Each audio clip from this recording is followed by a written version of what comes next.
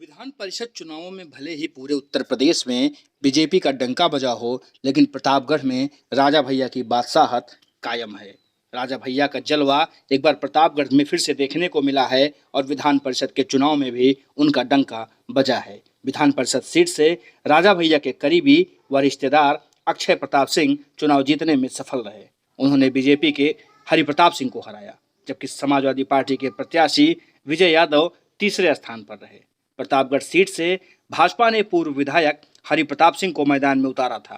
उनके सामने सपा से विजय बहादुर सिंह यादव रहे। वर्तमान एमएलसी अक्षय प्रताप सिंह उर्फ गोपाल जी भी जनसत्ता दल लोकतांत्रिक पार्टी की तरफ से मैदान में थे। कुंडा के विधायक रघुराज प्रताप सिंह उर्फ राजा भैया के बेहद करीबी व रिश्तेदार अक्षय प्रताप सिंह कुछ दिन पहले विवादों में भी घिरे थे। विधान परिषद चुनाव से पहले फर्जी पते पर शस्त्र लाइसेंस लेने के एक मामले कोर्ट ने अक्षय प्रताप सिंह को 7 साल की सजा सुनाई थी। हालांकि बाद में उन्हें जमानत भी मिल गई थी और उच्च अदालत से उनकी सजा पर रोक भी लगा दी गई थी। जनसत्ता दल से कुंडा विधायक राजा भैया खुद और बाबागंज विधायक विनोद सरोज की प्रतिष्ठा जुड़ी हुई है। अक्षय प्रताप उर्फ गोपाल जी यहां से 1998 से ही एमएलसी चुने जाते रहे हैं। 2004 में वो सांसद बने और एमएलसी की सीट पर राजा भैया के करीबी और सहयोगी आनंद भूषण सिंह चुनाव जीते थे। पिछले 2 चुनावों में सपा के टिकट पर अक्षय प्रताप सिंह फिर से चुनकर आए थे। बीते 9 अप्रैल को विधान परिषद की 36 में से 27 सीटों पर वोटिंग हुई थी। 9 सीटों पर बीजेपी को निर्विरोध जीत हासिल हुई थी। तकरीबन सभी 27 सीटों पर मुख्य मुकाबला सपा और बीजेपी के बीच ही था।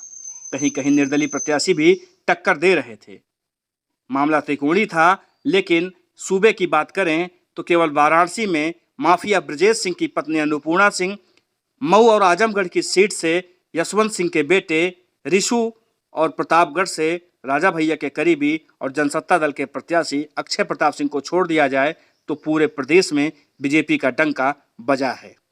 सभी सीटों पर बीजेपी के प्रत्याशी जीत दर्ज किए हैं। केवल इन 3 सीटों पर भाजपा निर्दलीयों और जनसत्ता दल के प्रत्याशियों को मात देने में सफल नहीं हुई। सबसे पहले तो आपको बधाई, चुनाव जीतने के बाद लगातार हैट्रिक लगा रहे हैं राजा भैया का। एक बार फिर से दबदबा कायम है। कितनी बार क्या यहाँ पे दिखते आई बीच में आपको काउंटिंग से?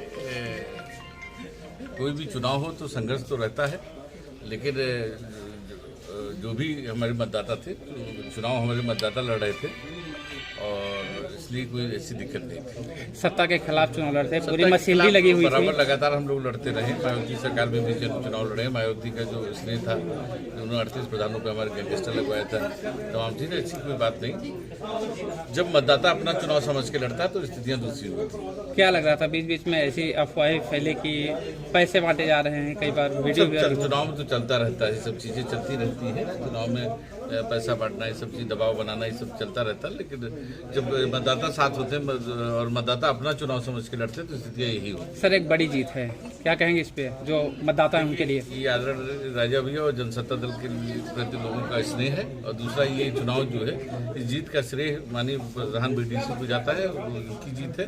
जो भी कार्यकर्ताओं का जो चुनाव लड़ रहे थे और जो नेता दल से उठ के हमारी मदद की, तमाम तरह से तमाम लोगों की मदद मिली और तमाम लोगों ने समर्थन दिया। इसके लिए हम आभार सब तो नहीं कहेंगे, क्योंकि परिवार का पारिवारिक रिश्ता मान के चलते, राजा भैया के सिद्धांतों पे चल के, तो आभार तो नहीं प्रकट कर सकते हैं। लेकिन ये चुनाव जीत जो है माननीय प्रधान बीडीसी और समर्थकों की।